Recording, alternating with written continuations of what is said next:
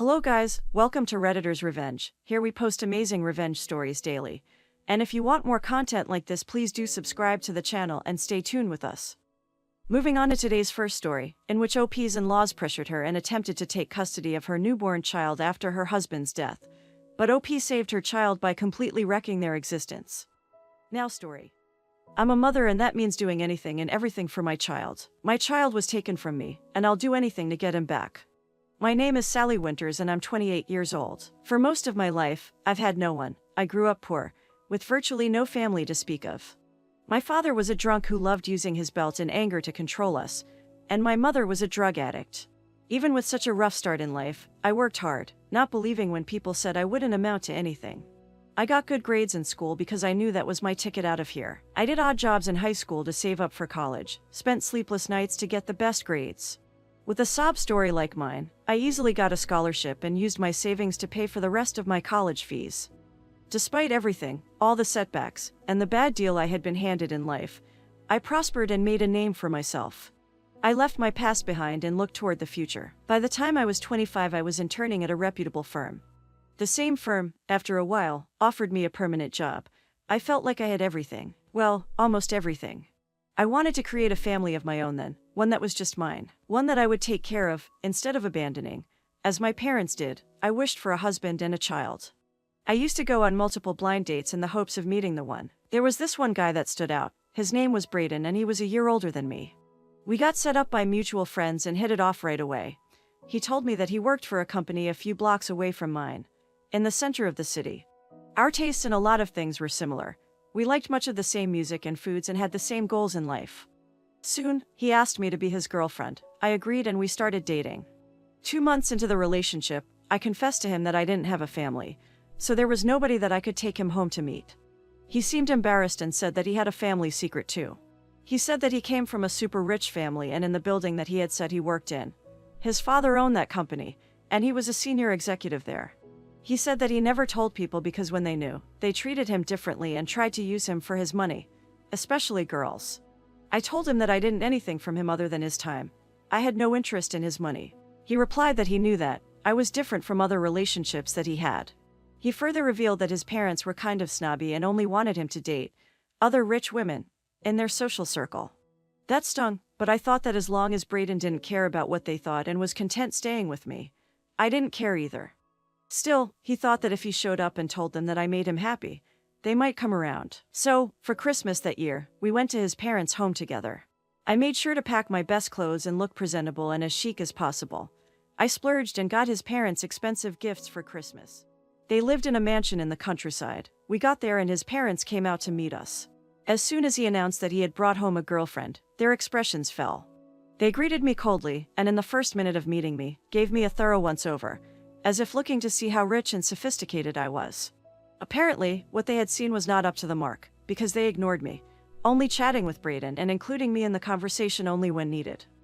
They had planned a welcoming dinner for Braden and afterward, his mother politely pulled me aside with a fake laugh, while telling Braden and his dad to go watch TV in the living room. She took me to the terrace and told me that it was time to get down to business. She started grilling me about my name, my family background, how much I was worth, where I had met Braden, how I felt about him, and the works. I answered her as best as I could. It all felt too much like an interrogation. She wasn't pleased with my answers and told me that she thought I was cheap and not worthy of her son. She further accused me of getting impressed by his money and how rich he was and scheming to trap him. I assured her that that wasn't the case, but she didn't seem interested in listening. Saying that they were a well-bred family, and seeing as, after all, I was a guest, she didn't mind me staying, but only for a day or two. After that, I was to pack up my bags and leave permanently. She wanted me out of her son's life as soon as possible. I was shocked and upset, not knowing what to do. I had expected there to be some resistance to my and Braden's relationship, but I hadn't thought that it would be so severe. Later, when we were in our room, I thought about telling him what had happened but ultimately decided against it. I didn't want to be the cause of any rift between him and his family. The family was important to him, and I wanted him to have a close relationship with them, unlike my situation. He asked me if I had liked his parents and what I had talked about with his mother outside. I told him that I liked them a lot and that we hadn't discussed anything important. Just random stuff about my life. He said that he was glad. He wanted us to get along well. The next day, Braden got a call from one of his friends in the area, inviting him to meet up. Braden asked me to come along as he wanted me to meet his friends from home, but I declined since I wasn't feeling very well. He left, saying he would be back in a couple of hours. Shockingly, his parents ambushed me as soon as he had left. They called me to the foyer and said that I was not to stay there any longer. They showed me pictures of my parents that they had gotten someone to take and said that I was white trash, and there was no way they would let me continue this relationship with their son. I responded, saying that I might have come from an unsavory background, but I had worked hard to make a name for myself and to get somewhere in life. Furthermore, I said that I loved Braden and wouldn't think about leaving him, saying that there was no way they could hold their heads up in their circle if it got out that their son was dating somebody from such a low social class. They threw the pictures at me and said that I should leave while they were still being nice. I doubled down, saying that I wasn't going to leave. Braden's father then took out his checkbook and asked me what my price was. About to cry, I ran out of the room and back to mine and Braden's room, locking myself inside. I immediately called Braden and told him what had happened. He said he was coming home right away and not to worry. He soon reached home and came up, comforting me and telling me that he believed me. He packed all our stuff and took me downstairs where his parents were waiting for us. They acted all nice and fake, asking what was wrong, and he replied that he knew what they had done. He told them that he loved me and that he was disappointed they couldn't accept that. They said that whatever I had said to him was a lie and that they loved him and only wanted the best for him. Braden said that he wouldn't have any contact with them until they accepted me. After that, we left the house. He apologized to me for his parents' behavior. I accepted his apology, telling him that we don't choose our family but have to accept them regardless. For the next few months, things were great between us. At Thanksgiving, we spent the day together and that night, he proposed to me. I said yes and we got married in a small, intimate ceremony soon after. Just the two of us and our friends. His parents, outraged, had refused to come. We were still happy, refusing to let any drama get in the way of our joy and happiness. To our surprise, I got pregnant 2 months later. We were ecstatic and over the moon with joy. We wanted to expand our family since we had cut off both our parents. We bought all the baby clothes together, went to all the appointments, and got a nursery ready for him. Unfortunately, in my 8th month of pregnancy, my Braden got into a car accident on his way home and died on the spot. I was overcome with grief and shock and had to have the baby early due to my health. The next few months were the worst of my life. Along with losing Braden, I had to contend with his scheming parents, who now wanted custody of the child, saying that he was their only heir in Braden's blood. They tried contacting me several times to persuade me to give the baby to them, but I ignored them. Too focused on my grief and on raising a newborn, my life had fallen apart. The only thing that kept me going was my baby, who I had named Sam. The only support I got was from our close circle of friends, who helped out with Sam and babysat him when I was at work. Shockingly, I came home one day to see that I had mail. It was a formal notice from the local family court. Braden's parents had filed a formal custody suit, citing that I was an unfit, single mother with little means of supporting myself and my child, and that the child should be handed over to them to bring up. Devastated, I called them, saying that this wasn't what Braden would have wanted. He had wanted nothing to do with them when he was alive and would hate for his child to be raised by them. They said that they would see me in court and to get ready to never see my child again. I didn't have enough money for a lawyer, but luckily, one of my and Braden's friends, who was an attorney, agreed to represent me in court. I was fairly optimistic, as the law tended to side with the mothers, especially when the baby was so young. We had a strong defense, and I told the judge and jury all about how they had refused to accept our relationship and wanted nothing to do with the child before Braden's death. There was no reason for them to be part of the child's life now. In response, they had prepared a crying spiel about how they had loved Braden and always wanted to reconcile with him, and now that he was gone, they wanted to give his child the life he deserved, something that I, with my circumstances, would never be able to give. The verdict was adjourned to a later date. However, my attorney was satisfied with the proceedings, thinking we had a fair shot at winning. 2 days before the verdict, he called me, saying that he had gotten insider information that Braden's parents had bought off the judge and that he was going to rule in their favor. I was terrified and knew that I had to do something permanent. They would never leave me or my child alone. I remembered Braden once telling me that the housekeeper had practically raised him since he was a baby. I thought she might be able to help me out. The next day, I went to their house with the fake purpose of talking to them. What I wanted to do was talk to the house help. I was waiting for them in the living room when the housekeeper informed me that they were a little busy and would see me in a little while.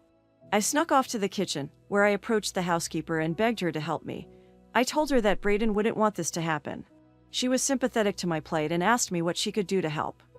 I asked her to help me get into the house sometime later tonight without getting noticed by the cameras outside, and I would take care of the rest. She agreed, saying that all the staff loved Braden and were on my side during the trial. She told me all the blind spots of the cameras outside and told me that sometime after 10 was the easiest time to sneak in when they were all going to bed. I did as she had said, and snuck back in around 10 p.m., armed with an armful of drugs that I had procured during the day. I snuck into their rooms and planted the drugs. I filmed everything and got out as soon as possible. Afterward, I anonymously shared the video online, and with the police. It included the details of Braden's family. The video soon went viral and the police conducted a quick raid of their house, and they were caught red-handed with the drugs in their possession. My friends and I quickly started a trend on social media about how a couple who used drugs wanted custody of their grandchild. Owing to their arrest, the verdict was pushed back a week till the matter was resolved. The public started taking an interest in the case and it soon made national headlines. Braden's parents managed to shake off the charges by paying off another judge, but the damage was done. The trial had become public and the public was firmly on my side. People made videos about me in the case, insisting that I be allowed to keep my child. I successfully weaponized social media and manipulated them to take my side, knowing that there would be severe backlash and protests if they ruled in Braden's parents' favor. The jury had no choice but to declare Braden's parents unfit to be grandparents and have custody of the child. I won the trial, and the judge announced that Braden's parents couldn't appeal the verdict or contest for custody of the child at a later date. I had emerged triumphant from this latest predicament. After they lost the trial, they tried contacting me again to save face and to ask me to let them see their grandchild. I refused, saying I knew their true colors, and my child wouldn't grow up with snakes like them. I asked my lawyer to do a bit of digging, and after some time, he found out that Braden had had assets to his name before his death that should have been passed on to me and Sam, but his parents had worked hard to keep them hidden from the both of us. After going through the proper, legal channels, I soon got all the money and investments that had been in Braden's name. With our newfound wealth, I could afford to give my baby the best of everything and raise him with everything he could ever want. As for Braden's parents, I got a restraining order against them, and shortly afterward they were out of our lives for good. Now, here is the end of our today's first story. And in my opinion, OP's in-laws are absolute a-holes because even after their son's death they want to hurt OP in any possible way, and they came up with this idea. I am glad OP and her son are safe, and these a-holes got what coming for them. Guys, let me know your opinion about this story in the comment section, since I love to read your opinion. So before moving to the final story, please hit the like button and do subscribe to the channel to stay tuned with us for more awesome stories. Now moving to our final story, about how OP got her neighbor bankrupt and get her house torn down, because the witch neighbor destroyed their heritage orchard. Now story. My great-grandparents planted an orchard. It is now at least 120 years old. My grandparents and my parents were proud of the peach trees growing in it and did their best to keep them in good health, and well. We always threw a big party when the peaches were ready to be harvested and invited all of our friends and neighbors to it. I loved those parties. The neighbors on the property to the south of our orchard were particularly fond of our peaches. They were a bunch of fine old people, and me and the old man, Sam, were pretty good friends. He taught me a lot about woodworking with hand tools only, and we had some great evenings in his workshop. We finished many good whiskeys there together. In return he got a lot of fine peaches, marmalade, homemade peach liqueur, etc. Sadly he died a good 10 years ago. Cancer is a real a-hole. His wife followed soon after. Many suspected it was of a broken heart. They had no kids, so all of their property was left to the state, except his tools and whiskey collection, which he had gifted me a few weeks before he died.